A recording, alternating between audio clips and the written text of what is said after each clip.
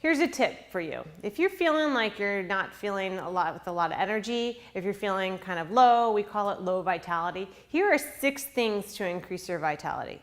First of all, your thoughts. You might not think about it, but what you think in your head and the thoughts you say to yourself can highly affect your mood and your energy level. If you're feeling I'm really tired, I'm overwhelmed, I have a lot to do, that in itself can bring you down. So do your best to think more positive thoughts. I have a lot to do, but great, I have a lot of time. I feel organized, I feel energized. Just little thoughts like that can make a big difference. The next is your breathing. And now I can spend a whole hour on this, but what I'm gonna tell you is just be mindful of your breathing. That means every now and then, just take a deep breath. You'll be amazed of how many of us, including myself, breathe just from this part of your chest up.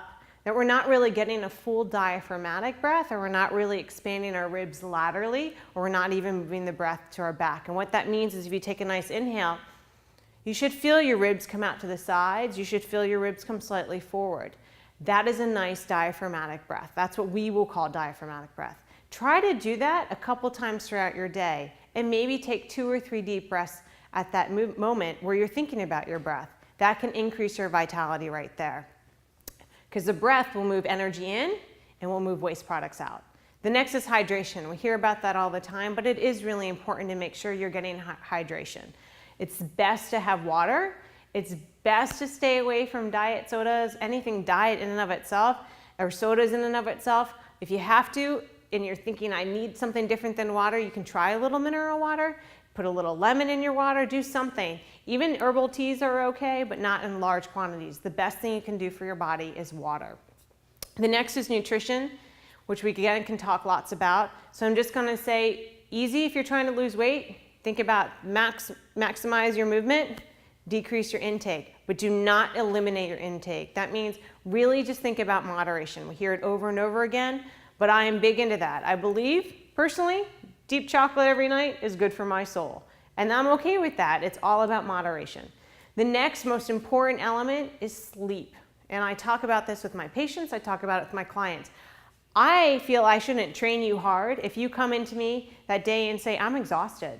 I didn't get a night's sleep. I can tell you, with having now a 1-year-old daughter, I didn't get a lot of sleep in the beginning, and it was counterproductive for me to think that I was gonna go give myself a hardcore workout to try to lose my baby weight. Because if I didn't get the right nutrition, if I wasn't getting the good sleep, if I wasn't getting hydration, if I wasn't trying to think of my breath and trying to take deep breaths when I'm feeling overwhelmed in this new role, and try to have thoughts, calm, happy thoughts, doing an exercise where I'm pushing myself all out was going to be completely counterproductive, because if I don't have these other elements, especially sleep, my weight wouldn't come off. So I'm going to say sleep, the best you can do is at least 8 hours of sleep, and the best time to go to sleep is truly before 10. So that means you got to back up your routine and try to get to bed at like a 9:30 time so you're sleeping by 10. I know that sounds crazy, but once you start to train your system like that, it's amazing how much better you'll feel, because you're getting